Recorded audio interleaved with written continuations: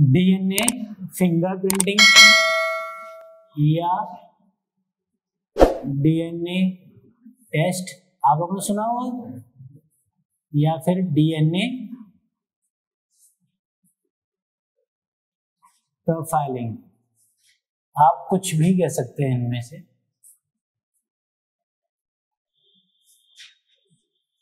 ठीक, कुछ भी कह सकते हैं। तो आज जो हम पढ़ने वाले हैं वो डीएनए फिंगरप्रिंटिंग, डीएनए टेस्ट या डीएनए प्रोफाइलिंग के बारे में पढ़ने वाले हैं। ठीक, तो सबसे पहले ये जो डीएनए फिंगरप्रिंटिंग है, इस टेक्नोलॉजी के बारे में थोड़ा जान लेते हैं, इसके बैकग्राउंड के बारे में जानेंगे। ठीक है, थोड़ा हिस्ट्री के बारे में जान लेंगे कि आखिर ये कहाँ इस तकनीक का ये तकनीक कहाँ से डेवलप हुई, उसकी जानकारी भी होनी चाहिए। ठीक है, तो इस तकनीक का विकास की बात कर लेंगे। तकनीक का विकास, तो तकनीक के विकास के क्रम में सबसे पहले हम देखेंगे विदेश में। ठीक है, और फिर अपना इंडिया में देख लेंगे, ठीक है। तो सबसे पहले ये ब्रिटेन की एक वैज्ञानिक रहे, एलेक जेफरीज नाम के। एलेक जे फ्रीज, ठीक है।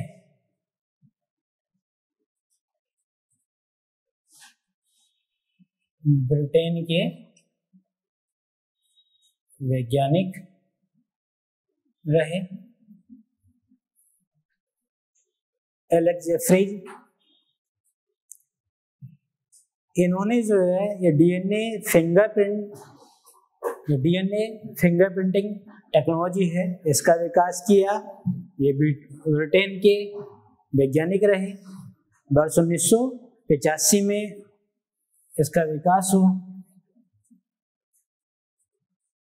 वर्ष 1985 में, ठीक है। अब बात कर लेंगे अपनी इंडिया में। भारत में इस तकनीक का विकास कब हुआ, किसके द्वारा किया गया, उसकी बात कर लेंगे। ठीक है, तो जब डीएनए फिंगरप्रिंटिंग टेक्नोलॉजी का नाम आता है वो डॉक्टर लालजी सिंह का नाम पहले आता है। तो डॉक्टर लालजी सिंह और डॉक्टर वीके कश्यप।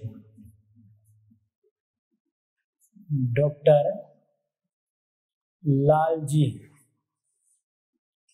सिंह और डॉक्टर वीके कश्यप के द्वारा जो है ठीक इसके 3 साल के बाद ही 1988 में, ठीक है, इस तकनीक का विकास किया गया। वर्ष 1988 में, ठीक है, 1988 में। वर्ष 1989 में इसे पहली बार साक्ष्य के रूप में पेश किया गया। ठीक है, वर्ष 1989 में इसे पहली बार साक्ष्य एविडेंस के रूप में पेश किया गया।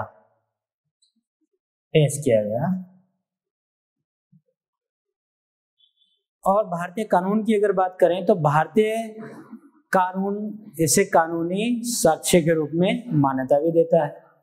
ठीक है, तो जो भारतीय कानून है इसे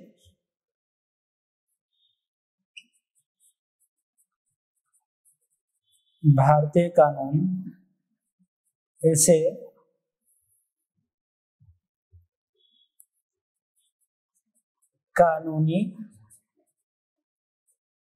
साक्ष्य के रूप में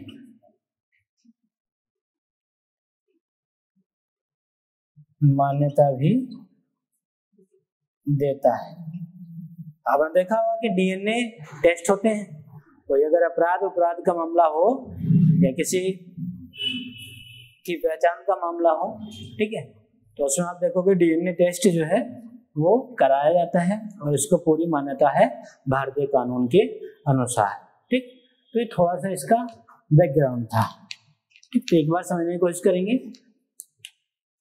तो इधर आ जाइए, डीएनए फिंगरप्रिंटिंग टेक्नोलॉजी के बारे में अगर हम देखें तो इसके हिस्ट्री की अगर बात करें तो सबसे पहले देखें कि इस तकनीक का विकास कब और कहाँ हुआ। ठीक है, तो पहले दुनिया की बात करें तो विदेश में हम देखेंगे जो ब्रिटेन के वैज्ञानिक रहे एलेक जेफ्रीज, इनके द्वारा इस डीएनए फिंगरप्रिंटिंग टेक्नोलॉजी का 1985 में विकास किया गया। ठीक है, खोज की गई। फिर भारत की अगर बात करें तो भारत में डॉक्टर लालजी सिंह और डॉक्टर वीके कश्यप ने 1988 में इसे पहली बार 1988 में इसकी जो है विकास किया गया इस तकनीक का, और 1989 में 1989 ठीक इसके एक साल बाद जो है पहली बार इसे एविडेंस के तौर पे पेश किया गया।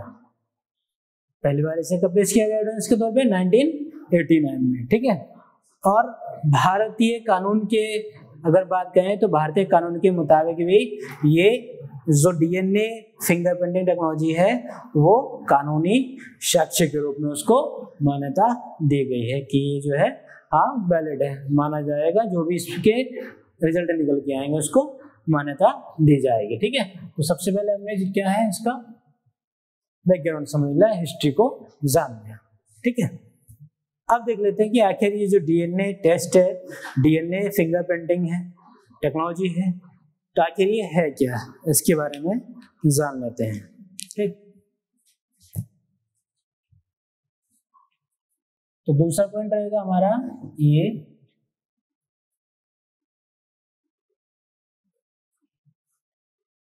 क्या है। ठीक है, क्या है?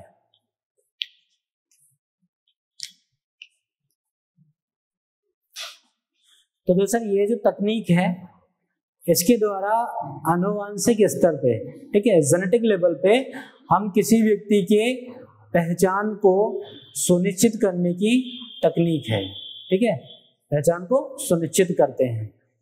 तो आप कह सकते हैं कि यह है जो है आनुवांशिक स्तर पर किसी व्यक्ति के पहचान को सुनिश्चित करने वाली तकनीक है।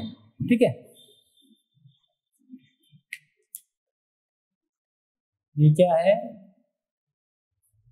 आनुवांशिक स्तर पर किसी व्यक्ति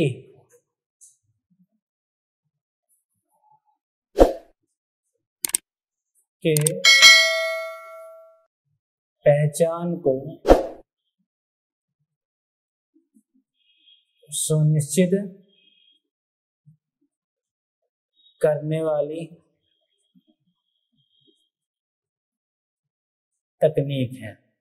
ठीक है, सुनिश्चित करने वाली मतलब सुनिश्चित का मतलब है कि उसको साबित करने वाली, पक्का करने वाली। ठीक है, तो सुनिश्चित करने वाली तकनीक है जिसे हम क्या बोलते हैं? डीएनए फिंगरप्रिंटिंग कहते हैं, जिसे हम डीएनए फिंगरप्रिंटिंग कहते हैं। और यही तो पता चलता है कि आनुवांशिक स्तर पर एक पहचान कब बदल जाता है। जैसे आप देखोगे अगर किसी मामले, ऐसा मामला आपराधिक मामला है उसमें, या कोई जो है ऐसे लिहाज से मतलब इसकी पहचान नहीं हो पाई, ठीक है, तो ऐसे में क्या है वो हम डीएनए टेस्ट के माध्यम से ही ये पता लगाते हैं कि ये जो है किस व्यक्ति के लिहाज से, ठीक है, इस व्यक्ति के लिहाज से। और अगर ये पता चल जाए कि जो हो सकता है कि संभावना है कि किसी एक परिवार को हमने देख लिया कि इस परिवार के किसी व्यक्ति की लाश हो सकती है, तो आप क्या करेंगे? उस परिवार के सदस्यों का डीएनए ले लेंगे, खासकर जो है अगर जो व्यक्ति है अगर उसके पेरेंट्स हैं तो उनका डीएनए ले लेंगे। तो वही क्या डीएनए टेस्ट। आप कुल मिला के ये कह सकते हैं कि दरअसल ये जो है वो आनुवांशिक स्तर पे, जेनेटिक लेवल पे किसी व्यक्ति को की पहचान को सुनिश्चित करने वाली तकनीक है कि ये जो है एक व्यक्ति की पहचान बता देती है। ठीक है, सिंपल सी बात है ये है।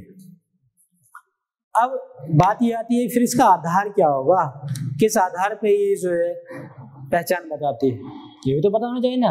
क्या कि आधार के कैसे ये गणना करती है, ये तकनीक जो है कैसे साबित करती है कि ये जो है ये व्यक्ति जो है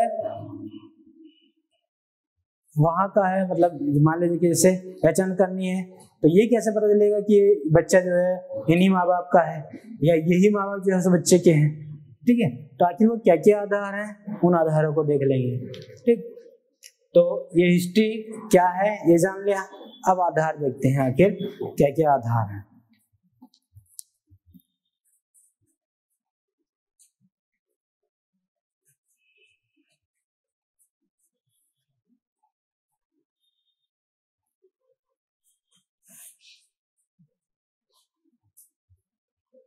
ठीक है, तब देखेंगे डीएनए फिंगरप्रिंटिंग का आधार क्या होगा। तीसरे नंबर पे हम बात कर लेंगे इसके आधार की। ठीक है, क्या बेस होता है, तो दोस्तों इसमें क्या होता है, व्यक्ति के आनुवांशिक पदार्थ में जो पाए जाने वाले पुनरावृत्त अनुक्रम है, रिपीटेशन सीक्वेंस है, तो उसकी तुलना की जाती है, कंपेयर की जाती है, और तब तक तुलना की जाती है जब तक कि उनमें समानता और अंतर स्पष्ट ना हो जाए, और इन समानता और अंतर के आधार पे ही उस व्यक्ति की पहचान सुनिश्चित हो जाती है। ठीक है, उस व्यक्ति की पहचान सुनिश्चित हो जाती है। तो पहले इन शब्दों को लिख लेते हैं। ठीक है, ये आप टेंशन वाले की जैसे अभी ये प्रक्रिया क्या होने वाली है, तो प्रक्रिया को हम अलग से बताएंगे। ठीक है, पूरे 9 पॉइंट लिखेंगे, यहाँ एक चार्ट पूरे वीडियो बना देंगे। ठीक है, उस प्रक्रिया को अलग से दिखाएंगे। तो अभी सिर्फ ये देख रहे हैं कि आखिर क्या क्या इसमें होने वाला है। तो आधार क्या रहेगा, उस आधार की बात कर लेंगे। तो आधार कैसे, जैसे कि ये तकनीक के माध्यम से क्या होता है कि व्यक्ति के आनुवांशिक पदार्थ में, और आनुवांशिक पदार्थ क्या होते हैं, हाँ जैसे डीएनए वगैरह हो गया, आरएनए हो गया, तो व्यक्ति के आनुवांशिक पदार्थ में, तो किसी व्यक्ति के आनुवांशिक पदार्थ में पाए जाने वाले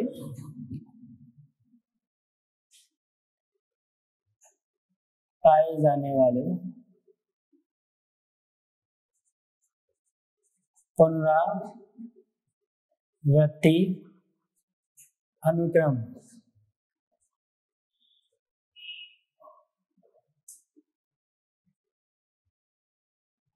रिपीटेशन सीक्वेंसेस, पुनरावृत्ति अनुक्रम बताए थे ना, सीक्वेंस बताई थी ना। जैसे डीएनए की सीक्वेंस की अगर बात करें तो जैसे एडेनिन, थायमिन, गुआनिन, साइटोसिन, इस तरह से एक पैटर्न सीक्वेंस बनना था, तो उन्हीं सीक्वेंस की बात कर रहे हैं। ठीक है, तो पुनरावृत्ति अनुक्रम या रिपीटेशन सीक्वेंस की तुलना तक, ठीक है, उसकी कंपेयर तक की तुलना तक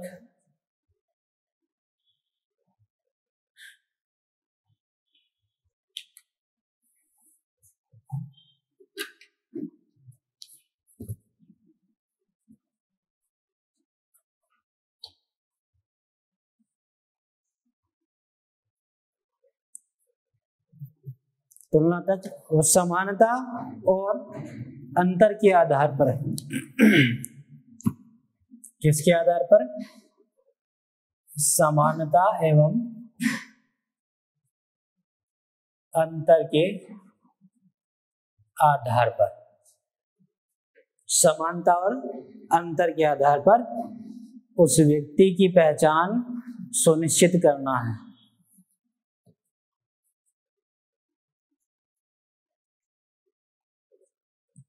उस व्यक्ति की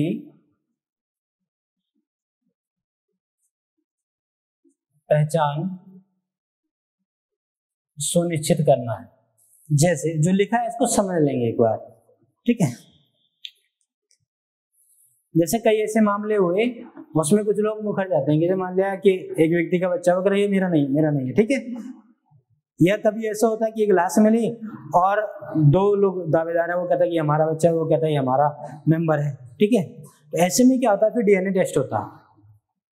अब दोनों में से, दो परिवारों में से, दो लोगों में से डीएनए तो एक का ही मैच होना ना भाई, एक ही का तो बच्चा होगा किसी का, तो एक का ही मैच होगा। तो जिसका मैच हो गया तो उसमें क्या होगा, समानता ही मिल गई। जिसका मैच हुआ तो अंतर है, उसमें क्या है, अंतर है। तो समानता और अंतर के आधार पे ही हम फिर स्टडी कर रहे हैं, अंदाजा लगा रहे हैं। अगर समानता ही मिल गई तो इसका मतलब ये डीएनए आपका है, ठीक है। ये सदस्य क्या है, आप ही की फैमिली का है, ठीक। और अगर अंतर मिला तो इसका मतलब वो आपका नहीं है, यही तो होता है। तो इसको एक बार देख लेते हैं। जैसे क्या है, आधार क्या रहता है इसका, डीएनए फिंगरप्रिंटिंग का। तो जो व्यक्ति के आनुवंशिक पदार्थ हैं, ठीक है, व्यक्ति के आनुवंशिक पदार्थ, आनुवंशिक पदार्थ वो डीएनए, आरएनए जो आपने पढ़े थे। तो इनमें पाए जाने वाला पुनरावृत्ति अनुक्रम, रेपिटेशन सीक्वेंस, ये बताने की जरूरत नहीं है क्या होता है रेपिटेशन सीक्वेंस। सीक्वेंस बताया था ना, नाइट्रोजेनस बेस वाला सीक्वेंस जो बना था पैटर्न। तो इसकी तुलना की जाती है, तुलना तक, ठीक है, कंपेयर तक तुलना की जाती है, मिलान हो रहा है, होता है कि डीएनए मैचिंग कर रहा है कि नहीं कर रहा। आपने सीआईडी में तो अक्सर ऐसे देखा होगा, ठीक है।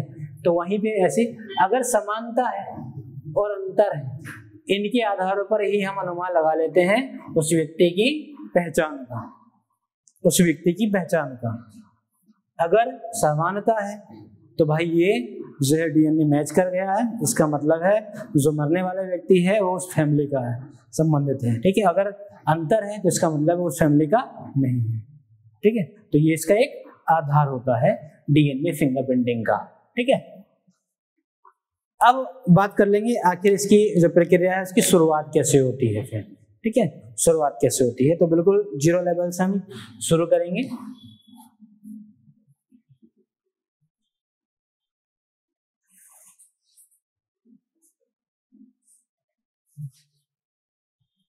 तो जो प्रक्रिया है, प्रक्रिया थोड़ा लंबी रहेगी, इसमें आप ध्यान रखना, जहां पे आपको माइंड ब्लॉक होने लगे तो आप बता देना, फिर से जो है हम थोड़ा रेस्ट ले लेंगे, क्योंकि एक प्रक्रिया के अंदर दूसरी प्रक्रिया, दूसरी प्रक्रिया के अंदर तीसरी प्रक्रिया, इस तरह से प्रक्रिया चलेंगे, ठीक है। तो सबसे पहले हम ये देख लेते हैं आखिर इस प्रक्रिया में ही थोड़ा सा हम स्टार्टिंग कर लेते हैं। तो उसका नाम हमसे देखना है कि कैसे जो है ये हम कर पाएंगे, ठीक है। तो कैसे कर पाएंगे, आप पूरा लिखना ना, मैंने छोटा लिख दिया। तो कैसे आखिर हम ये कर पाएंगे, तो शुरुआत कैसे होती है प्रक्रिया में उसकी बात कर लेते हैं। तो सबसे पहले क्या करेंगे, वो व्यक्ति के शरीर से डीएनए प्राप्त किया जाता है, ठीक है। इसमें क्या होता है, सबसे पहले वो व्यक्ति के शरीर से डीएनए प्राप्त किया जाता है, ठीक है। व्यक्ति के शरीर से डीएनए प्राप्त किया जाता है। आप शरीर से डीएनए प्राप्त करने की बात कर रहे हैं, जैसे कि वो जो रक्त कोशिकाओं से, ठीक है, कैसे प्राप्त कर सकते हैं हम, जो रक्त कोशिकाओं से, ठीक है, ब्लड सेल्स के माध्यम से डीएनए प्राप्त कर सकते हैं। जैसे किसी का मर्डर हो गया, खून के धब्बे रहते कि नहीं, तो सैंपल लेते हैं कि नहीं है, फोरेंसिक वाले, फोरेंसिक टीम आती है, वो सैंपल लेती है, ताकि उनका वो अचार थोड़ी ना डालेंगे ब्लड के ले लेके सैंपल। किसी ने सुसाइड वगैरह के सब सैंपल ले जाते कि नहीं, हाँ, तो टेस्टिंग के लिए ले जाते हैं, ताकि पता चले कि आखिर सच्चाई क्या थी। तो रक्त की कोशिकाओं से डीएनए प्राप्त किया जा सकता है। दूसरा, लार में मौजूद कोशिकाओं से, लार में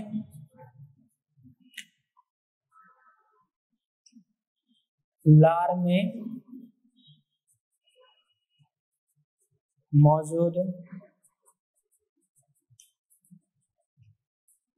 कोशिकाओं से डीएनए प्राप्त किया जाता है।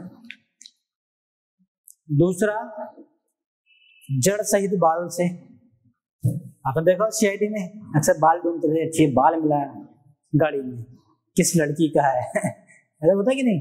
हाँ, तो वो डीएनए टेस्टिंग ये मामला, पहचान, क्योंकि पहचान चाहिए ना, किसकी पहचान है कि हाँ ये आपके डीएनए से मैच खा गया।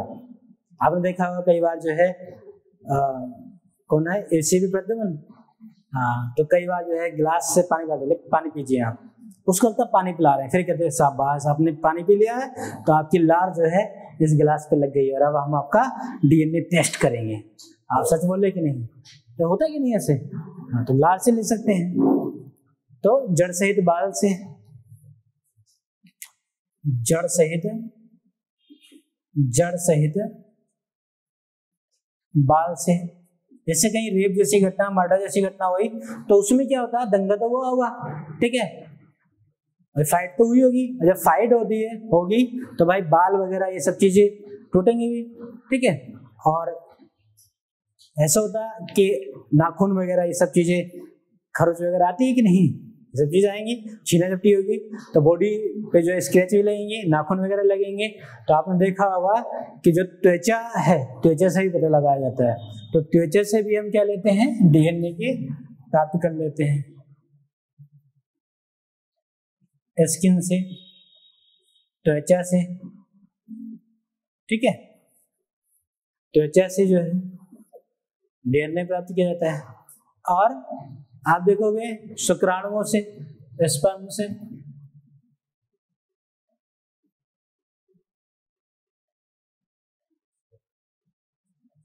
शुक्राणुओं से, ठीक है।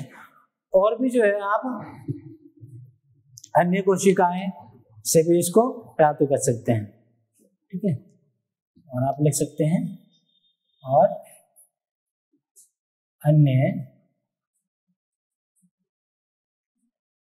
कोशिकाओं से, ठीक है।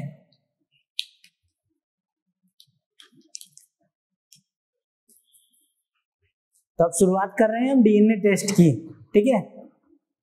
आप मान लीजिए कि आप जो है एक आईपीएस ऑफिसर हो गए हैं और आपके इलाके में मर्डर हो गया है, और आप सभी टीम की भूमिका, मतलब फोरेंसिक टीम भी की भूमिका आप ही निभा रहे हैं, ठीक है। फिर डॉक्टर भी आप बनोगे, अलग अलग रोल आप प्ले करोगे इसमें, ठीक। तो आप जो है घटनास्थल पर जाते हैं, आपने कहा अच्छा डीएनए इनका लेते हैं, तो सबसे पहले जो आप उस व्यक्ति के शरीर से डीएनए प्राप्त करोगे। तो वो कैसे प्राप्त कर सकते हैं? उस व्यक्ति के शरीर की रक्त कोशिकाओं से आप प्राप्त कर सकते हैं, ठीक है, लार में मौजूद कोशिकाओं से, या उसके हेयर से, बाल से, स्किन से, उसके स्टर्म से, या और कोई कोशिका से आप डीएनए प्राप्त करेंगे उस व्यक्ति के शरीर से, बॉडी से, ठीक है। पहला आपका ये चीज हो जाएगी। ये क्या था, जहां पे घटना हुई वहां का ये मामला था, ठीक है, वहां से आपने इसको प्राप्त कर लिया। अब प्रक्रिया शुरुआत करेंगे, हैं? हाँ, जैसे टूटेंगे तो जड़ सही थी, आप फाइट हुआ तो जड़ सही थी उखड़ेंगे, ऐसा नहीं कि हाथ ऐसे टूट गए, गिर गए, जड़ सही थी उखड़ते हैं। हाँ, उससे साथ नहीं हो पाएगा, ऐसा नहीं है, ठीक है। तो जब फाइट होगी तो कोई ऐसा तो नहीं है कि भाई बाल तो उखड़ते ही, ये सब चीजें होती हैं फाइट में, तो और जड़ से ही उखड़ते हैं, बिल्कुल। अब इस प्रक्रिया की बात कर लेंगे, ठीक है। तो आपने समझ लिया ना, आपने क्या किया, डीएनए का सैंपल उठा लिया, अब आप पहुंच गए अपनी लैब में। अब लैब का काम शुरू करें, लैब का काम शुरू करते हैं। आपको क्या करना है, डीएनए टेस्ट करना है, डीएनए फिंगरप्रिंटिंग करनी है कि नहीं? हाँ, डीएनए फिंगरप्रिंट दोगे कि भाई ये पहचान हो गई है, आप थे, ठीक है, तो ऐसे ही करना। तो ये आप क्या थे, यहाँ से आपने घटनास्थल से अब जो है आप पहुंचेंगे लैब अपनी।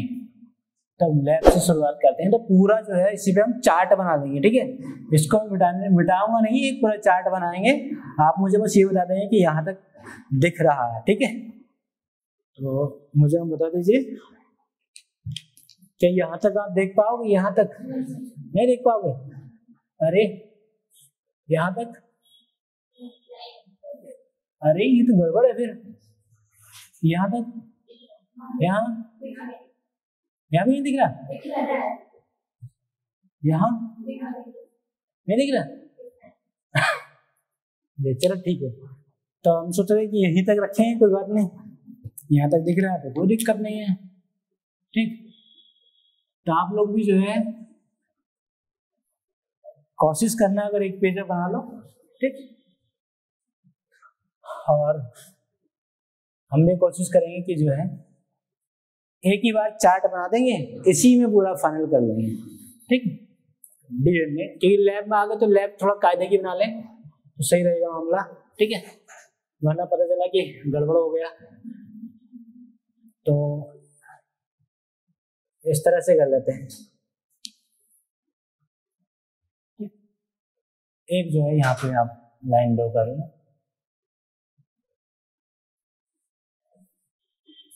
ठीक, 6 हुए ना, 6 हो गए, बाकी साफ करना पड़ेगा तो कोई दिक्कत नहीं, क्या किया जाएगा, मजबूरी है। 9 कर दें इसका, फिर छोटा छोटा हो जाएगा, 6 ही सही है।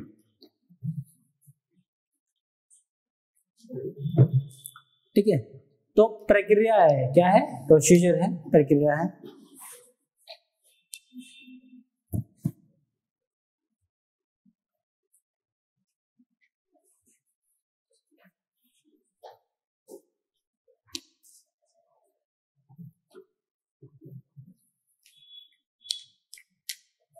ये जो है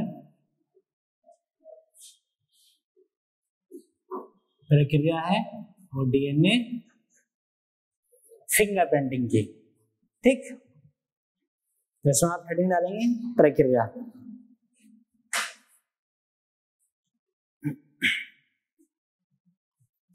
तो प्रक्रिया में हम सबसे पहले जो है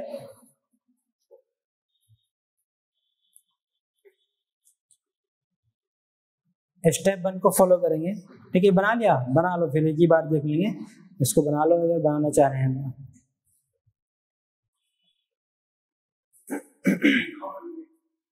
9 बना लिए, बना लो जितना बनाना चाहिए, कोई दिक्कत नहीं। 9 बना लीजिए, 9 बनने हैं। ठीक है, तो पहले जो है मैं थोड़ा सा आपको जो पुनरावृत्ति अनुक्रम बताया था ना, उसको थोड़ा और डिफाइन कर दूं, उसको डिफाइन कर लेते हैं ताकि आगे उसका इस्तेमाल होगा। ठीक है, तो उसी को हम डिफाइन कर लेते हैं। तो पहले जो है यहाँ पे डिफाइन कर लेते हैं। आपको बताया था मैंने पुनरावृत्ति अनुक्रम। ठीक है, रिपीटेशन सीक्वेंस के बारे में बात हुई थी कि नहीं?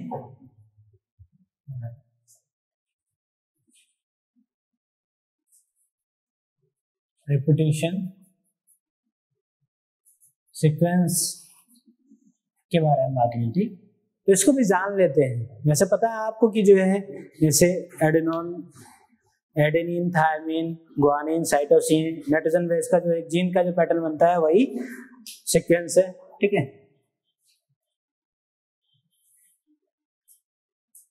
तो दोस्तों इसी में एक VNTR होता है। VNTR मतलब variable number of tender repeats, कितनी बार जो है वो नाइट्रोजन बेस क्षार रिपीट हो रहा है। ठीक है, कितनी बार जो है, इसके नाम से आप अंदाजा लगा सकते हैं रिपीटेशन की बात कर रहा है, कितनी बार जो है रिपीटेशन हो रहा है वेरिएबल्स का। ठीक है, तो उसको बोलते हैं VNTR। VNTR 2 लाइन का है, वैसे बता देते हैं। Variable number of tenders repeats, tender repeats. ठीक है, VNTR।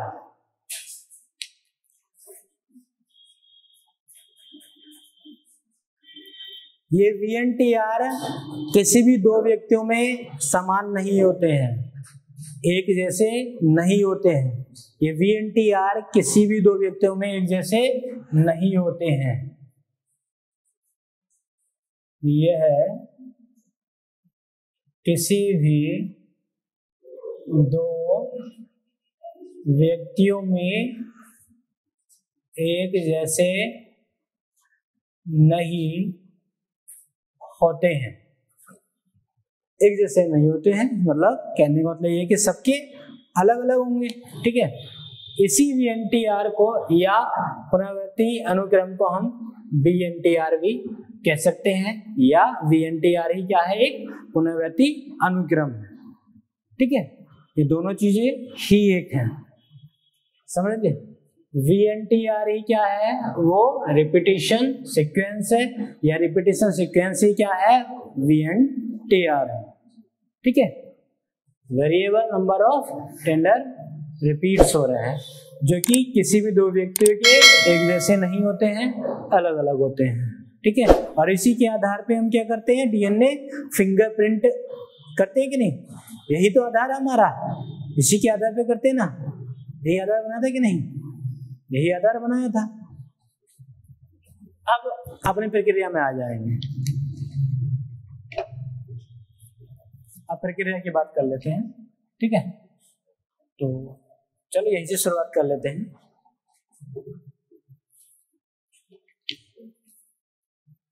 प्रक्रिया में हम पहले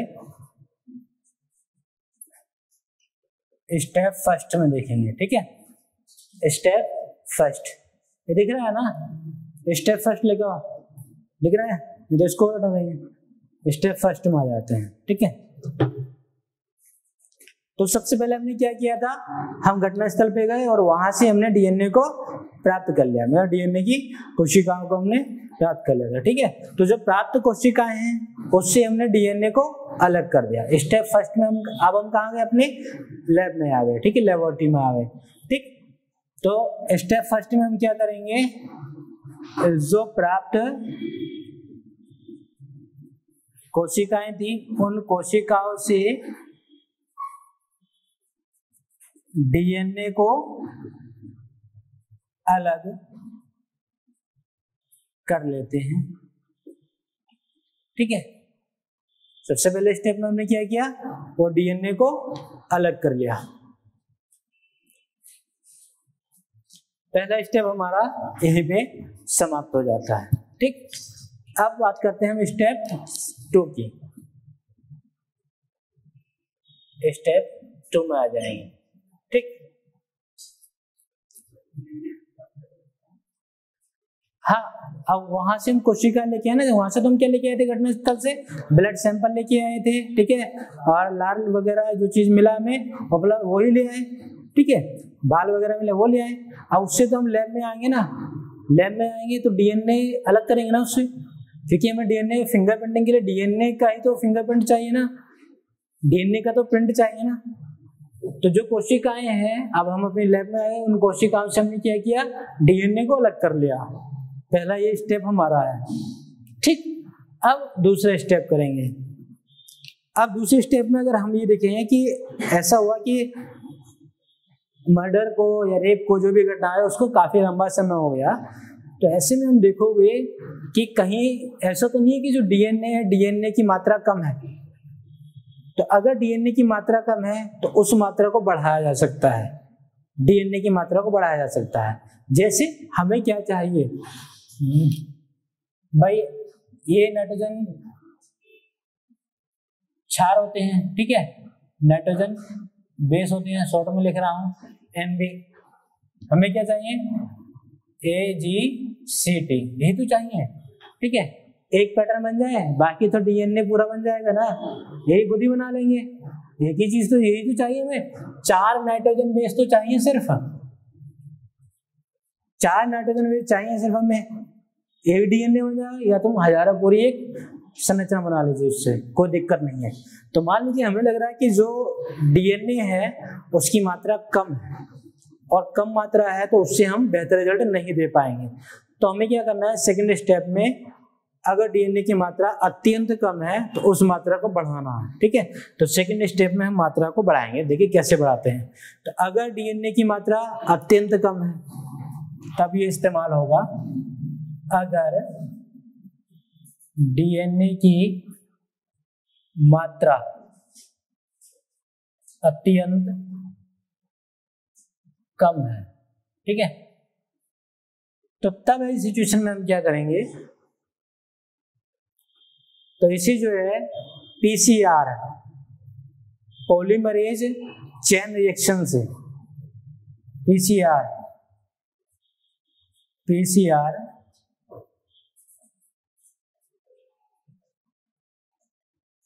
पॉलीमरेज चेन रिएक्शन से जब ये कोरोना टाइम चल रहा था, आपने देखा होगा आरटीपीसीआर कराया जाता था ना। आरटीपीसीआर में क्या होता था, वो सैंपल लेते थे, या तो नाक के अंदर जो है वो चीनी डाल दिया करते थे, या फिर गले के अंदर लार या नाक, इसी के सैंपल लेते थे ना। हाँ, तो ये वही चीज है पीसीआर, ठीक है, ये वही चीज है। तो इससे क्या करेंगे हम, तो इसे पीसीआर के द्वारा कई गुना बढ़ा दिया जाता है। पीसीआर से कई गुना बढ़ा दिया जा सकता है या बढ़ा देते हैं, ठीक है।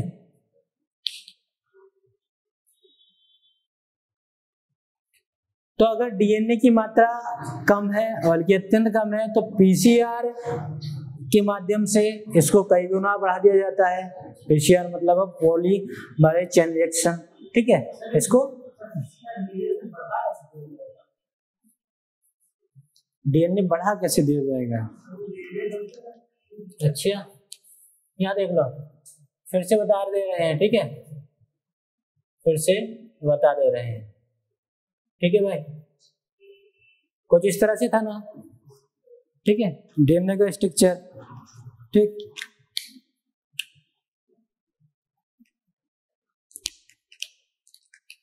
इसलिए कहता हूं आप लोग रिवीजन नहीं करते हो, तब जो है थोड़ा दिक्कत होती है।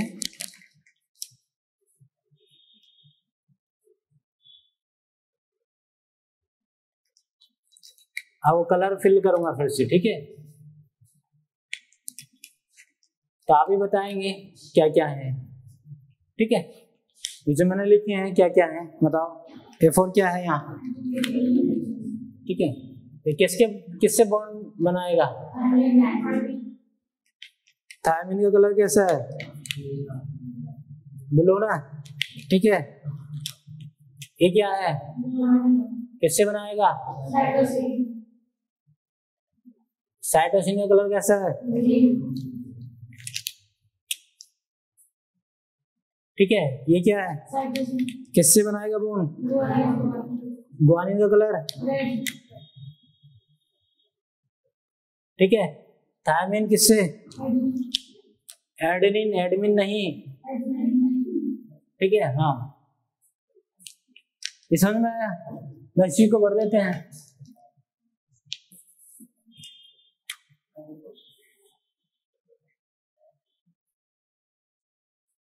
ठीक है।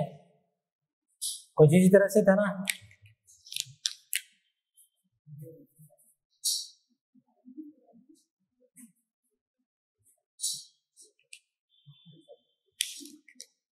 दूसरा देखो किस किस की बॉन्डिंग है, हाँ अच्छा, तो क्या लिखे हैं,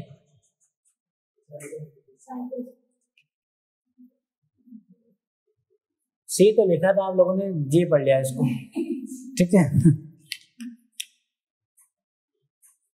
ऐसी था ना, ठीक। फिर तीसरा बताइए,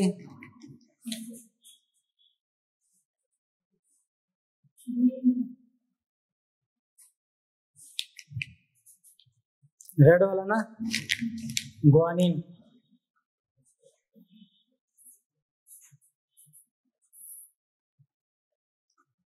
और फिर लास्ट में क्या है, किससे मिल रहा है, थायमिन, एडेनिन, ठीक है। अब डीएनए का स्ट्रक्चर बना रहे थे ना नाइट्रोजन बेस, अब यही पैटर्न यहाँ पे आएगा कि नहीं, आएगा कि नहीं, फिर यही फिर दूसरा आएगा इस तरह से, यहाँ भी यही पैटर्न आएगा, यहाँ भी है। इन्हीं पैटर्न से आप कितनी लंबी चेन बना लीजिए, ऐसे कितना लंबा डीएनए बना लीजिए, एक अगर आपके पास होगा तो आप कितना लंबा बना लीजिए।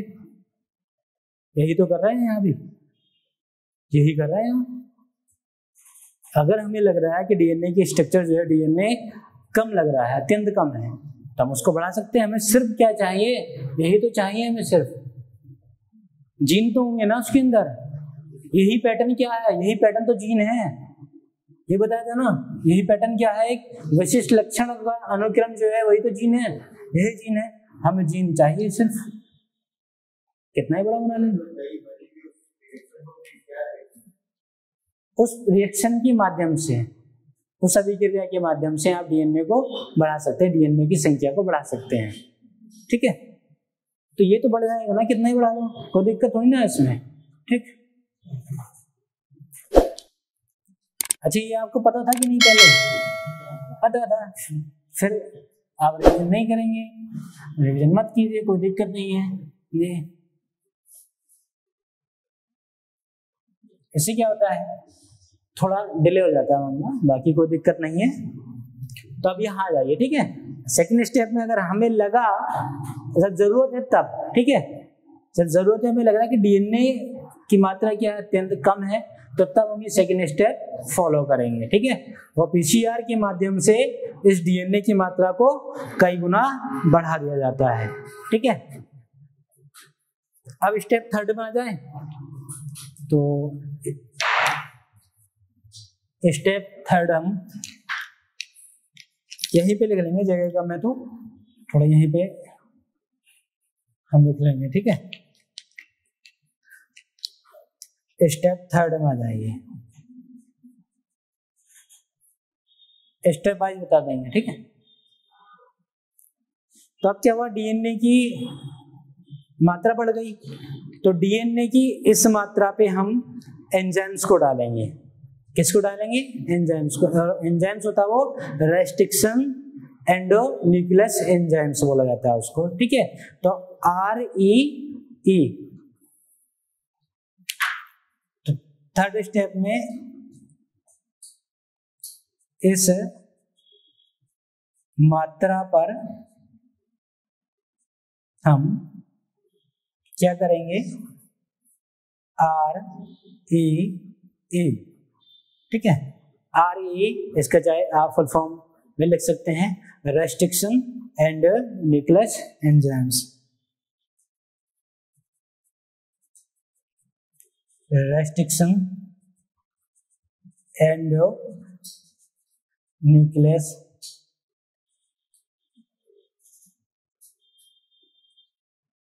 एंजाइम।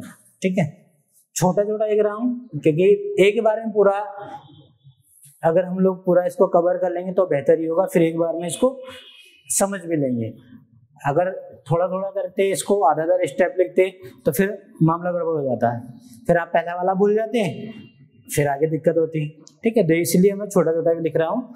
ठीक, तो थर्ड स्टेप में हम क्या कर रहे हैं, डीएनए की इस मात्रा पर हम एंजाइम्स डाल रहे हैं। ठीक है, REE एंजाइम्स डालकर। ठीक है, मन में सवाल आ रहा हो ये क्या होता है REE एंजाइम्स। ठीक है, तो एंजाइम्स आपने पढ़ा कि नहीं, एंजाइम्स आपको बताया था। तो दरअसल एंजाइम्स के क्या काम होते हैं, नहीं जब आपने पढ़ा ही नहीं, रिवीजन ही नहीं किया, तो बात तो ये है, आपको बताया था ना। दरअसल जो एंजाइम्स होते हैं वो एक तरह का प्रोटीन होता है। एंजाइम्स क्या है, एक तरह का प्रोटीन है। ठीक है, जैसे ये क्या करता है, केमिकल रिएक्शंस करता है, बॉडी के अंदर केमिकल रिएक्शन को तेज करता है। जैसे आपका खाना पचाना, भोजन को पचाने वाली जो प्रक्रिया है वो किसके माध्यम से होती है, एंजाइम्स के माध्यम से होती है। एंजाइम्स के माध्यम से आपका खाना पच जाता है। तो जैसे मांसपेशियों का बनना, ठीक है, तो मांसपेशियों का बनना, या अगर आपके बॉडी में जो है विषाक्त पदार्थ हैं, जैसे बॉडी डिटॉक्स होती है, डिटॉक्स करते हैं खुद ही, तो वो भी एंजाइम्स करते हैं। ठीक है, ऐसे न जाने हजारों काम में आपकी बॉडी के अंदर जो होते हैं एंजाइम्स के द्वारा। ठीक है, तो इन्हीं एंजाइम्स को हम डीएनए की इस मात्रा पे डाल देते हैं, और डाल करके जो VNTR है, अभी आपको बताया था, VNTR या पुनरावर्ती अनुक्रम को खंडित कर दिया जाता है। एक क्रम बनाया था, ठीक है। जैसे VNTR का आप अगर इसी में देखें तो एक सीक्वेंस इसमें नजर आ रही है, जैसे एडेनिन थायमिन से बॉन्डिंग कर रहा है, इस तरह से बीच में कुछ और जीन, ठीक है, और फिर एडेनिन थायमिन, फिर इस तरह से और कोई जीन। डीएनए की स्ट्रक्चर वही ऐसी तो बनेगी ना, मैंने शॉर्ट में आपको समझाने के लिए, फिर बार बार नहीं बनाऊंगा ऐसे स्ट्रक्चर, तो इस तरह से बनता है ना।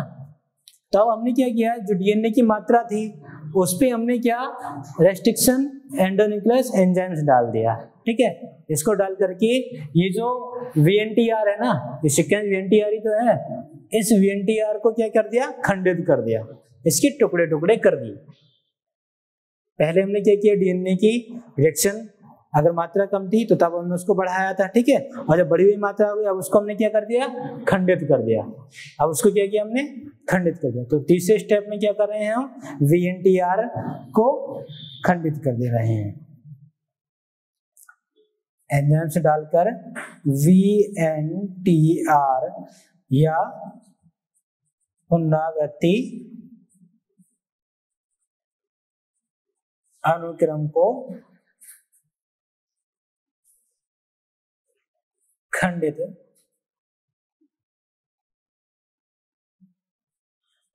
कर दिया जाता है, ठीक है, खंडित कर दिया जाता है, पूरा लिख लेना। अर्थात आप ये कह सकते हैं कि जो डीएनए है, तो डीएनए अणुओं को छोटे छोटे खंडों में तोड़ दिया जाता है, अर्थात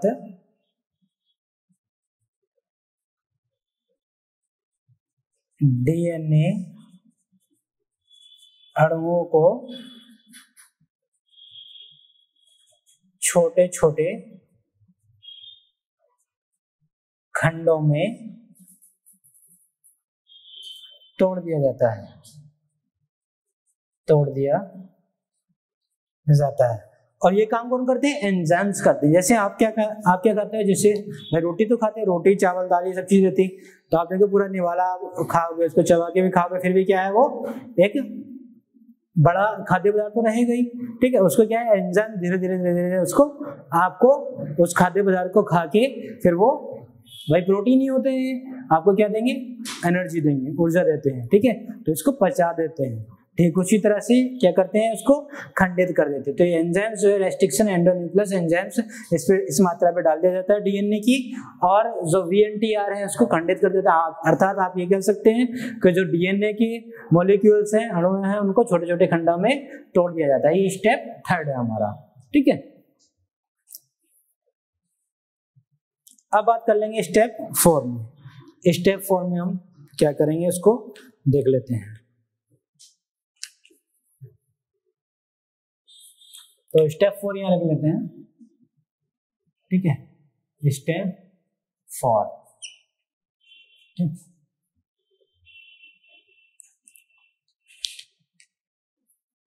तब हमारे पास क्या हो गए, वो खंडित डीएनए हो गए, ये हुआ ना। तब क्या करेंगे हम, जो खंडित डीएनए है, तो खंडित डीएनए को हम एक प्रक्रिया से और गुजारते हैं, ठीक है, एक और प्रक्रिया से गुजारते हैं। उस प्रक्रिया का नाम है जेल इलेक्ट्रोफोरेसिस, ठीक है। तो खंडित प्रक्रिया का स्टेप 4 में हम देखेंगे, जो खंडित डीएनए है, तो खंडित डीएनए को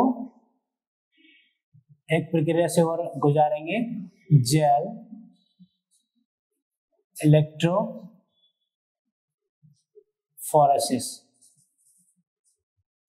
की प्रक्रिया से गुजारते हैं, पूरा लिख लेना, ठीक है, जेल इलेक्ट्रोफोरेसिस की प्रक्रिया से गुजारते हैं।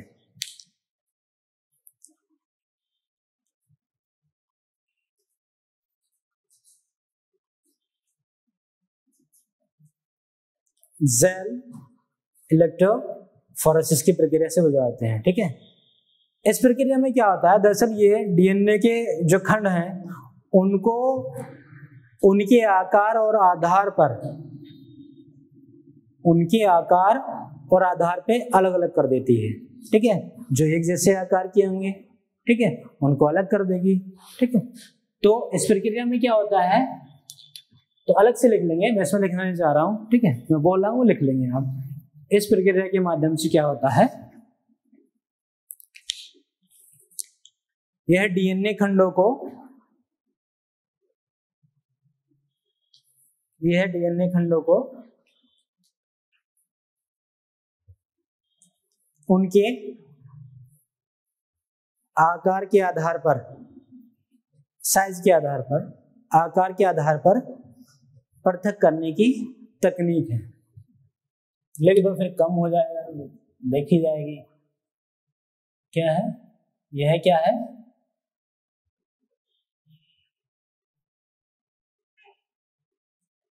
शॉर्ट में लिख रहा हूं, इस प्रक्रिया में खंडित डीएनए को उनके आकार के आधार पर, ठीक है, उनके आकार के आधार पर पृथक किया जाता है, अलग किया जाता है, ठीक है, पृथक किया जाता है, ठीक है। अंतर समझना, खंडित करने में और पृथक करने में अंतर है ना। मतलब इसमें यहाँ पृथक का मतलब ये है कि छटनी कर दे रहा है, यहाँ पृथक का मतलब है छटनी कर देना। जैसे कुछ लोग जो है मोटे हैं, उदाहरण दे रहा हूँ, इसमें किसी लोग का नाम नहीं आ रहा, किसी व्यक्ति का नाम आ रहा है। जैसे कुछ मोटे लोग हैं, कुछ पतले लोग हैं, तो छाट दिया आपने, पृथक कर दिया, मोटों को पतलों से अलग, मोटे एक तरफ कर दिए, पतले एक तरफ कर दिए, तो इसमें यही काम हो रहा है, ठीक है। तो जो जेल इलेक्ट्रोफोरेसिस की प्रक्रिया है, इस प्रक्रिया में क्या होता है, वो खंडित डीएनए को उनके आकार के आधार पर पृथक कर दिया जाता है, समझे इसमें, ठीक है। तो कहो तो इसको बॉक्स में कर दें इसकी, क्योंकि हम आगे और स्टेप पढ़ेंगे ना। ये हमने देखा वो जेल इलेक्ट्रोफोरेसिस प्रोसीजर के अंदर, तब फिर से आ जाइए। स्टेप 4 में हम क्या कर रहे हैं, वो खंडित डीएनए को जेल इलेक्ट्रोफोरेसिस प्रोसीजर से गुजार रहे हैं, ठीक है, इस प्रोसीजर को फॉलो कर रहे हैं।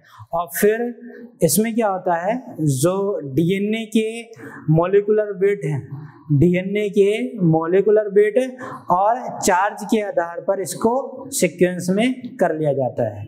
इसके डीएनए के मॉलिक्यूलर वेट और चार्ज के आधार पर सीक्वेंस में कर लिया जाता है। इसमें क्या है, डीएनए के मॉलिक्यूलर वेट और चार्ज, हिंदी में इसको आवेश और इसको आणविक भार बोलते हैं, के आधार पर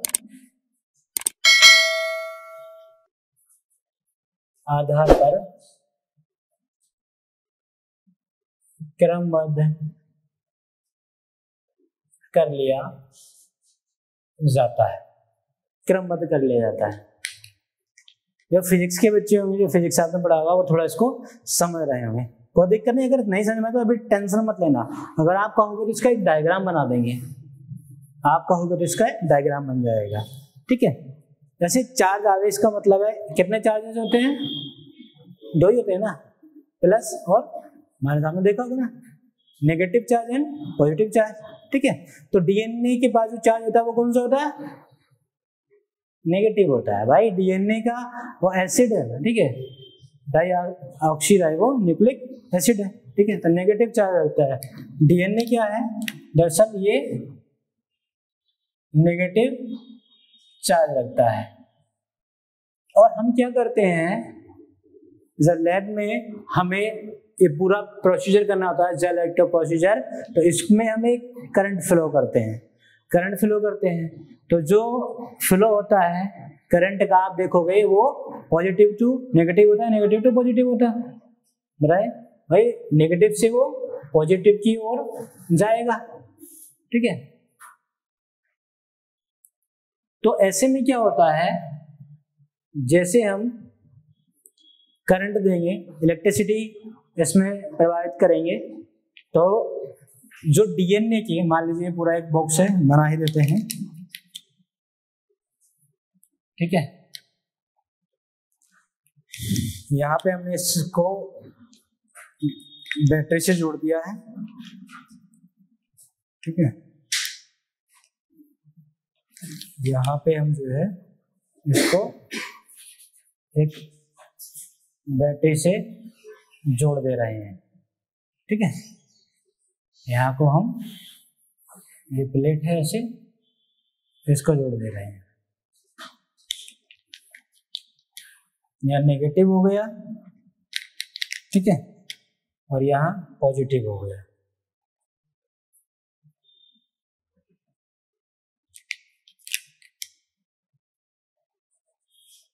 ठीक है। इसमें क्या है, हमारा जेल पड़ा हुआ है, ठीक है, जेल होता है, तभी इस प्रोसीजर का नाम जेल इलेक्ट्रोफोरेसिस है, ठीक है। इसमें जेल होता है और इसी में क्या होते हैं, वो खंडित डीएनए होते हैं, ठीक है।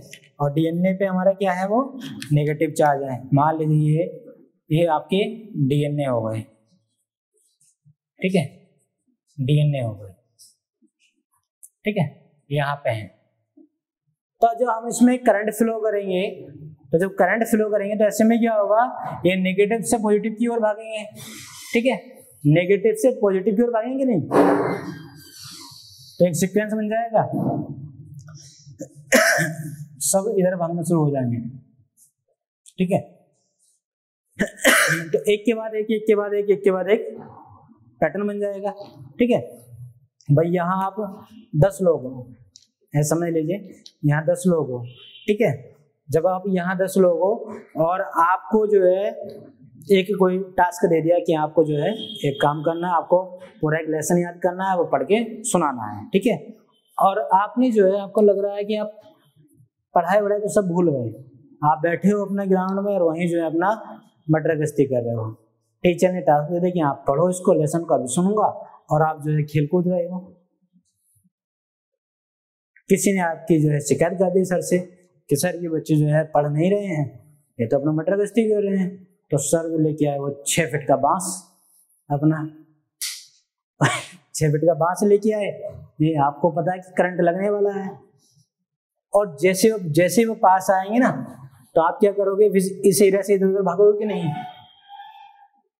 पॉजिटिव वही है कि जहां आपका संरक्षण हो जाए, क्लास में आप जाओगे भाग जाओगे, ये बाहर बैठे थे अंदर बैठ जाओ, कहीं ना कहीं भाग जाओगे, ठीक है। तो जिधर से ज्यादा है आपको कष्ट होगा, आप उससे दूसरी साइड भाग जाओगे, ठीक। वही कंडीशन होती है, जैसे यहाँ से ये डीएनए क्या है, फिर कटे हुए जो पार्ट है वो सीधे वही नेगेटिव टू पॉजिटिव फ्लो हो रहा है, ठीक है। तो एक के बाद एक, एक के बाद एक, एक के बाद एक क्या है, वो ऐसे जुड़ते जाएंगे। तो यही एक प्रक्रिया है, वो जेल इलेक्ट्रोफोरेसिस, जिसमें क्या है, डीएनए के जो भाग हैं वो नेगेटिव से टू पॉजिटिव की ओर चले जाते हैं, ठीक है, एक पैटर्न बन जाता है, ठीक।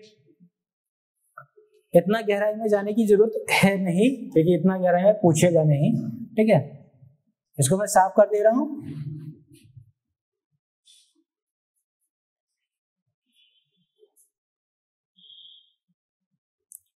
ठीक है, तो 4th स्टेप में हमने क्या किया, जो खंडित डीएनए है उसको हमने कौन से प्रोसीजर से गुजारा, जेल इलेक्ट्रोफोरेसिस की प्रक्रिया से गुजारा। इस प्रक्रिया में क्या होता है, जो खंडित डीएनए है उनको उनके आधार पे अलग कर दिया जाता है। इसमें क्या हमने अलग अलग कर दिए, ठीक है, अलग कर दिया जाता है। अलग अलग का मतलब है कि जो पॉजिटिव की तरफ भागे है ना, उधर पॉजिटिव की तरफ भाग गए ऐसे, ठीक है।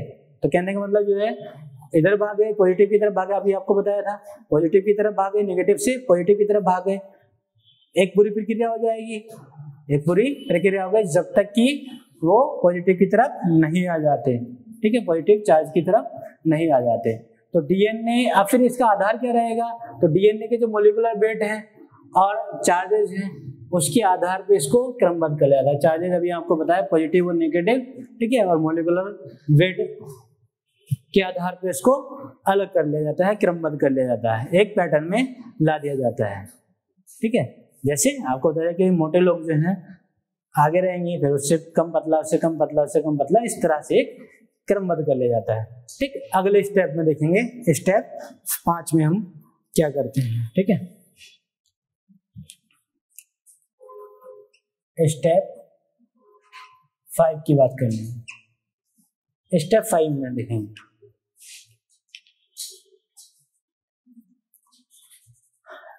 अब क्या है, जो जेल है तो जेल पर नायलॉन की परत डालते हैं। ठीक है, जो आपने देखा था एक जार में हमने ये जो बनाए थे स्ट्रक्चर, उसमें जेल था बता देना। तो ये तभी तो जेल लैपटॉप प्रोसीजर अपनाया जा रहा था, फोरेसिस प्रोसीजर अपनाया जा रहा था। और जार में क्या था, जेल था। ठीक है, तो जो जेल था उस जेल में नायलॉन की परत को डाल दिया जाता है। किसकी परत को? तो जेल में नायलॉन की परत डालकर, ठीक है, जेल में नायलॉन की परत डाल दिया। नायलॉन की परत का मतलब आप ये समझ लीजिए, नायलॉन एक क्या है, एक रेशमी थर्मोप्लास्टिक सामग्री है, मटेरियल है, थर्मोप्लास्टिक मटेरियल है। ठीक है, जैसे इसको हम वो रेशे हो या फिर लेयर हो, परत हो, या फिर अन्य किसी कारक में भी हम ढाल सकते हैं। जैसे आपने देखा होगा जो आपका टूथब्रश है होता है, उसमें जो ब्रश होते हैं, ठीक है, जो ब्रश होते हैं वही नायलॉन के होते हैं। जैसे नायलॉन के कपड़े भी बनते हैं, नायलॉन के कपड़े आपने देखे होंगे, और सॉक्स वगैरह ये सब चीज बनते हैं। टूथब्रश, कपड़े, सॉक्स, ये सब चीज बनते हैं। तो क्या है, एक लेयर भी बना सकते हैं इसकी, तो उसकी तो लेयर बन जाएगी ना। जैसे आप ब्रश करते हैं तो टूथब्रश की आपने देखा हो ना, ब्रश जो होते हैं, ये जो उसके बाल होते हैं, अब आप उससे लेयर बना सकते हैं कि नहीं? एक प्लास्टिक टाइप का होता है कि नहीं? ये आज भी दांतों से करते हैं वो तो होता है कि नहीं, वही नायलॉन का होता है। तो उससे क्या है, जेल में उस नायलॉन की परत को डाल देते हैं। ठीक है, एक लेयर बना लेते हैं नायलॉन की, और उस लेयर को हम वो जेल में डाल देते हैं, उस जेल में डाल देते हैं। और जो खंडित और क्रमबद्ध डीएनए के टुकड़े हैं, हमने क्रमबद्ध कर लिया था ना, इसमें क्रमबद्ध कर लिया था। ठीक है, अलग भी थे वो और क्रमबद्ध थे। तो जो खंडित और क्रमबद्ध डीएनए के टुकड़े हैं उनको नायलॉन की परत पे स्थानांतरित कर दिया जाता है, डालकर खंडित और क्रमबद्ध डीएनए के टुकड़ों को नायलॉन की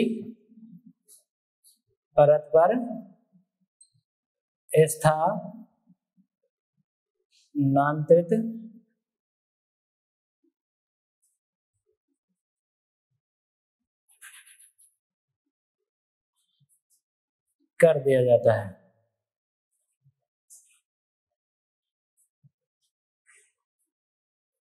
कर दिया जाता है।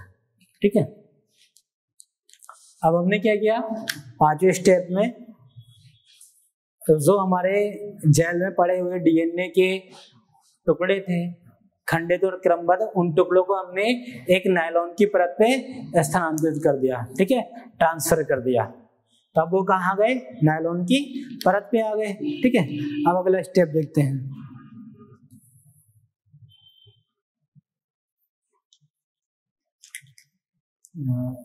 आप पूरा लिखे ना, इधर ये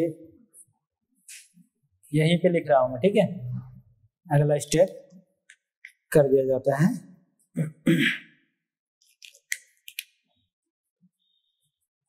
स्टेप 6।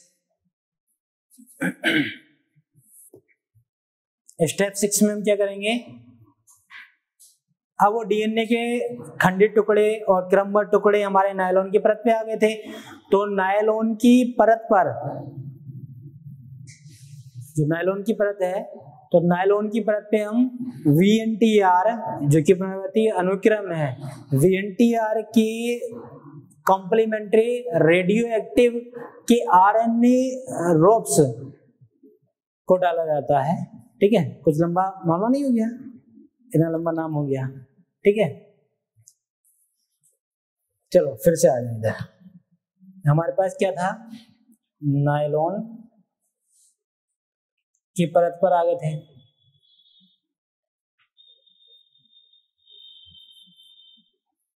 अब ये नायलॉन की परत पे आ गए थे, तो इसमें हमने क्या किया, दरअसल radio active, complete radio active. तो कंप्लीट रेडियो एक्टिव का मतलब ये होता है कि जैसे ये क्या है, खंडित है ना, अभी क्या है, खंडित है। अब हमें इसको क्या है, जोड़ने की जरूरत पड़ेगी, क्योंकि यहाँ पे हमें क्या करना है, पहचान बनानी है ना। अब पहचान तभी बनेगी ना किसी की जब पूरा स्ट्रक्चर होगा। तो जो खंडित किए थे, अभी हमने खंडित और क्रमबद्ध है हमारे पास, अब उनको क्या करना है, जोड़ना है। अब जोड़ने के लिए हेल्प करता है वो कंप्लीटली या रेडियो एक्टिव जो होते हैं, वो जोड़ने के लिए पूरी हेल्प करते हैं। तो रेडियो एक्टिव आरएनए, जैसे आपने पढ़ा होगा, रेडियो एक्टिव आरएनए जैसे आपने इस तरह से पढ़ा था नहीं, mRNA, ये पढ़ा था कि नहीं, पढ़े थे कि नहीं? हाँ, तो ये वही है, ये वही चीज है। तो VNTR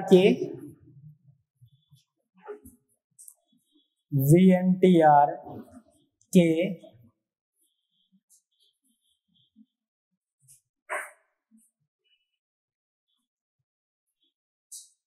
complementary radio active, radio धर्मी बोला जाता है इसको हिंदी में, radio active RNA probe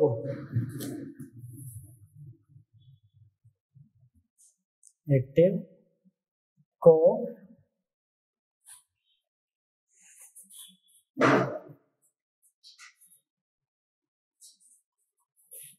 RNA probe में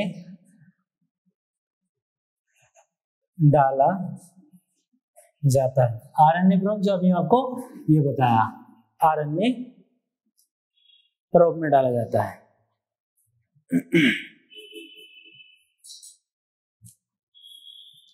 नायलॉन की परत थी जिसपे हमारे डीएनए के खंडित और क्रमबद्ध टुकड़े थे, ठीक है। इसमें हमने क्या किया, VNTR के कंप्लीमेंट्री रेडियो एक्टिव को, कंप्लीमेंट्री रेडियो एक्टिव का मतलब ये है कि वो जोड़ने में सहायता करता है, पूरक मतलब पूरा करने में सहायता करता है, ठीक है। तो सीक्वेंस को पूरा करने में सहायता करेंगे।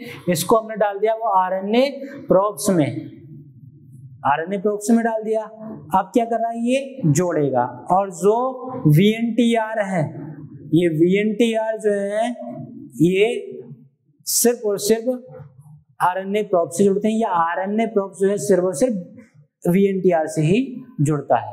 कहने का मतलब ये है कि छोटे बच्चे को अगर आप अलग कर दो अपनी उसकी माँ से, तो आप देखोगे जैसे ही बच्चा अगर अपनी माँ को देखेगा फिर उधर भागकर चला आएगा, दौड़ते चला आएगा। तो एक फैमिली के ही इस तरह से ये मेंबर है। तो जो आरएनए प्रोब्स हैं, ठीक है, इसको डाल दिया जाता है और यह सिर्फ VNTR से ही जुड़ते हैं। यह सिर्फ किससे जुड़ते हैं, जो VNTR से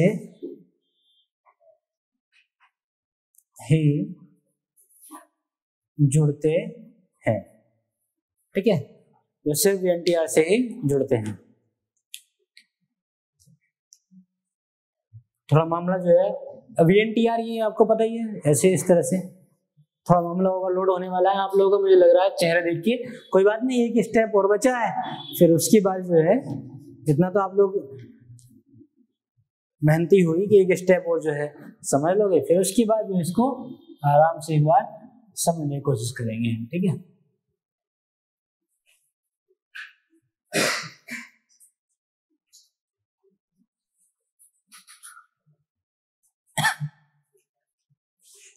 स्टेप 6 तक हम पहुंच गए।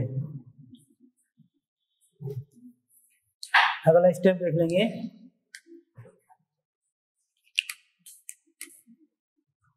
यहां लिख दे रहे हैं, ठीक है, स्टेप 7 आ जाएंगे 7वें स्टेप में, ठीक। यहां फिर जो है हम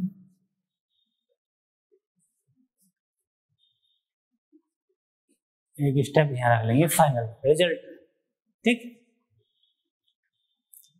तो 7 स्टेप में अब हमारा काम क्या है, जो नायलॉन की परत है, ठीक है, उस नायलॉन की परत पर हम एक्सरे फिल्म डालते हैं। उसमें क्या डालेंगे हम? एक्सरे फिल्म डालेंगे। ठीक है, 7 स्टेप में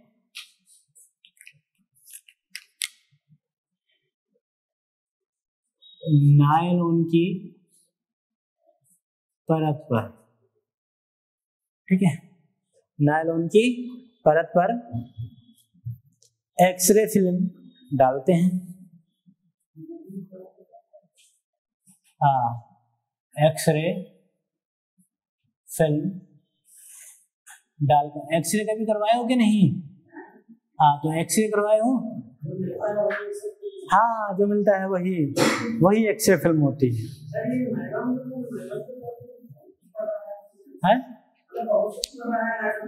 हाँ बिल्कुल, आप प्रिंटिंग कर रहे हो, आप हल्का फुल्का प्रोसेस समझ रहे हो।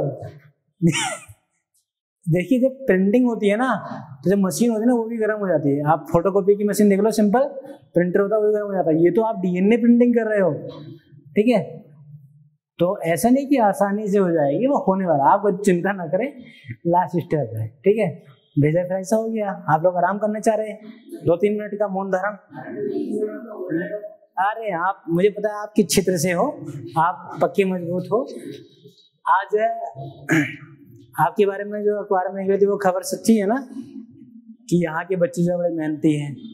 आप कितना भी टफ टॉपिक पढ़ा दीजिए, समझ लेते हैं, खासकर बायोटेक का, तो सच बात है।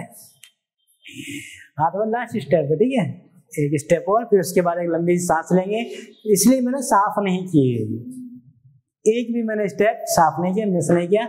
मुझे पता था कि जो है तूफान आने वाला है, इसलिए साफ नहीं किया। आप टेंशन ना लो, ठीक है। वरना तो जो है बोर्ड पे 2 ही स्टेप लिखता, फिर साफ करता, फिर 2 स्टेप लिखता, फिर साफ करता, फिर मैं कितना ही लाख समझाने की कोशिश करता, फिर आप कहते पहला वाला गायब हो गया, एक याद आता है, एक गायब हो जाता है। इसलिए साफ नहीं किए हैं, ठीक है, इसलिए साफ नहीं किए ताकि सफा ना हो जाए, साफ ही रहे, ठीक।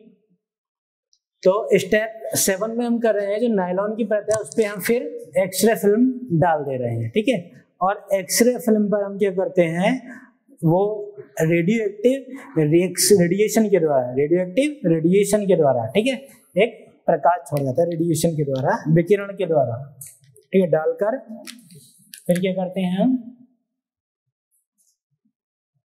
रेडियो एक्टिव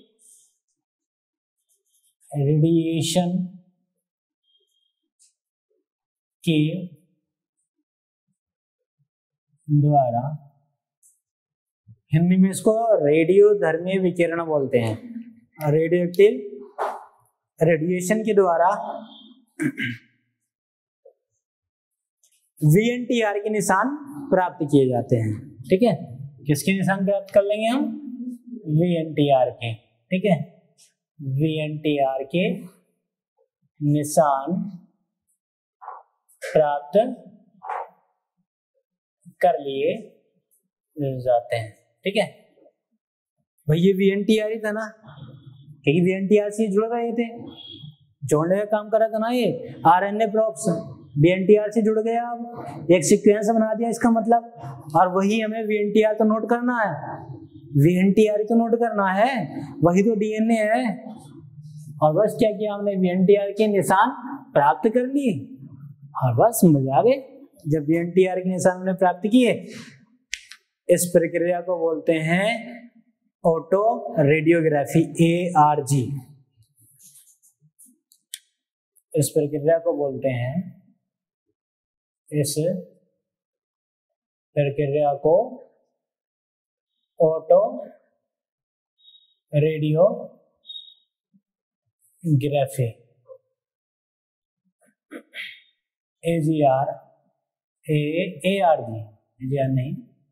ARG कहते हैं, ठीक है।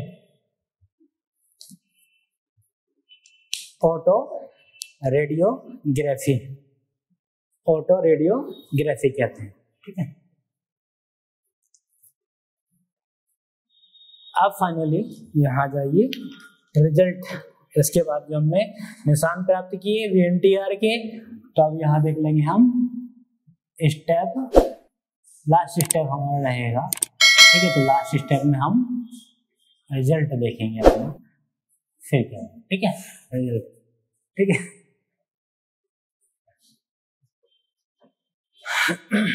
तो हमने क्या किया था, एक्सरे फिल्म डाल ली, उस एक्सरे फिल्म पे हमने क्या किया, रेडियोएक्टिव रेडिएशन के द्वारा VNTR के निशान प्राप्त कर लिए। तो हमको क्या मिला, एक्सरे फिल्म पर प्राप्त जो निशान मिले, एक्सरे फिल्म पर प्राप्त निशान ही क्या है, वो उस व्यक्ति के DNA फिंगरप्रिंट होते हैं। क्या हुआ, उस व्यक्ति के DNA फिंगरप्रिंट होते हैं, ठीक है। तो ये पूरा झमेला था फिंगर प्रिंटिंग।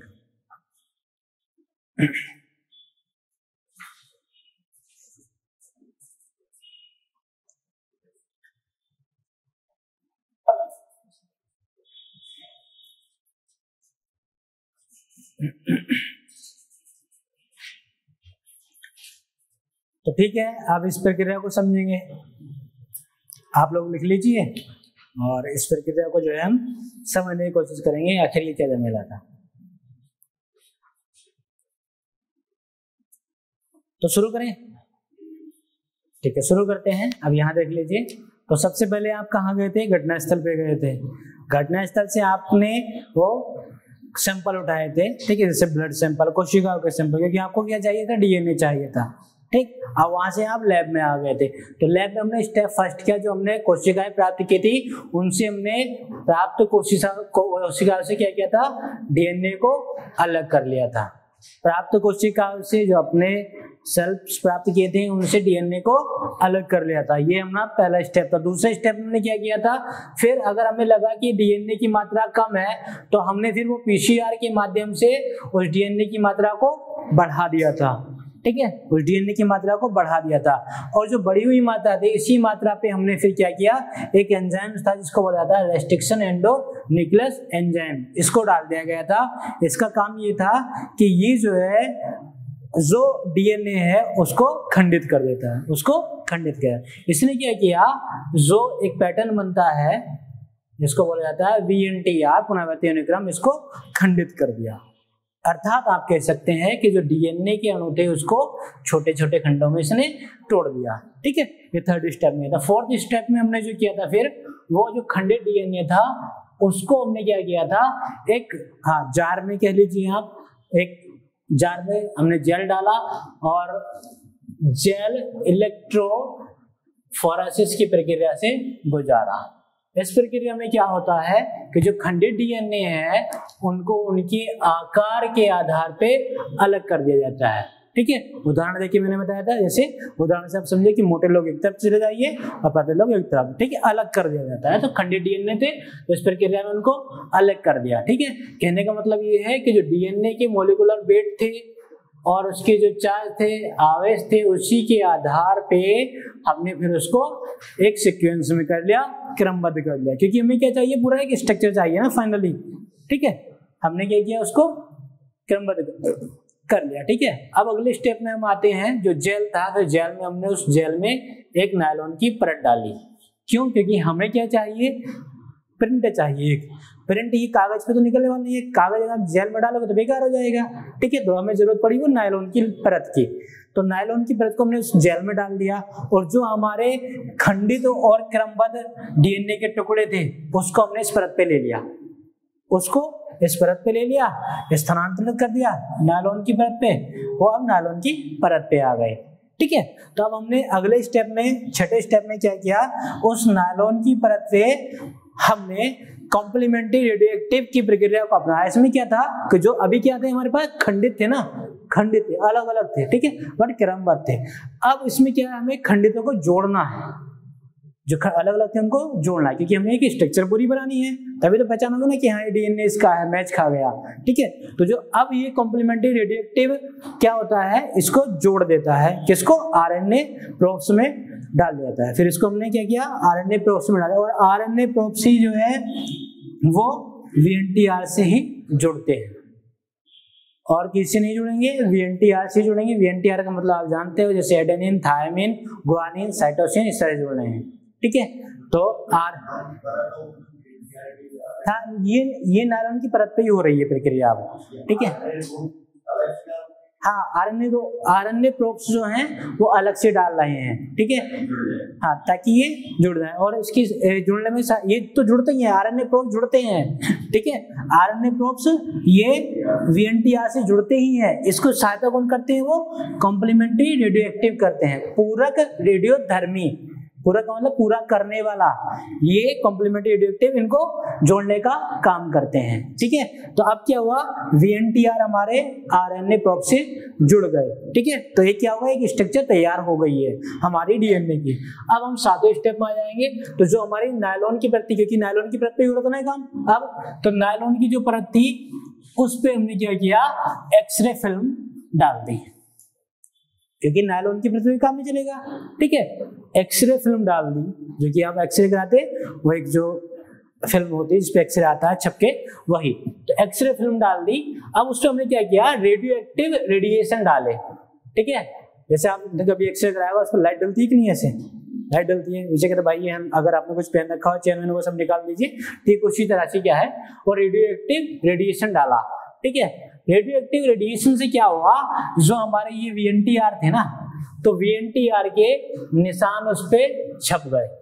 किस पे छप गए, हमारी एक्सरे फिल्म पे, ये निशान हमारे एक्सरे फिल्म पे आ गए। ठीक है, इस प्रक्रिया को हम बोलते हैं ऑटो रेडियोग्राफी, ARG बोलते हैं। तो अब हमारे क्या था, वो एक्सरे फिल्म पर हमारे वीएनटीआर के निशान आ गए। ठीक है, तो यही जो एक्सरे फिल्म पर प्राप्त वीएनटीआर के निशान है, यही दरअसल क्या है, वो डीएनए फिंगरप्रिंट है उस व्यक्ति की। यही क्या है, डीएनए फिंगरप्रिंट है। क्लियर हुआ, कुछ आया समझ में, साफ हो गया या सफा नहीं आया, क्लियर है ना। तो इसीलिए बेटा साफ नहीं किया था मैंने, इसीलिए, वरना जो है पहली बार में नहीं आता। आप ये ना समझो आप कमजोर बच्चे, कमजोर बिल्कुल भी नहीं हो। हाँ बीच में एहसास होता ना, आप बिल्कुल कमजोर नहीं, अच्छे अच्छे के तोते उड़ जाते हैं, इतना डीप पढ़ने में अच्छे अच्छे के समझ में आता है कौन सा प्रोसीजर हो गया। कोई बात नहीं, अब मुझे लग रहा है कि आप लोग के चेहरे देखिए, हाँ समझ में आ गया, क्लियर हो गया। ठीक है,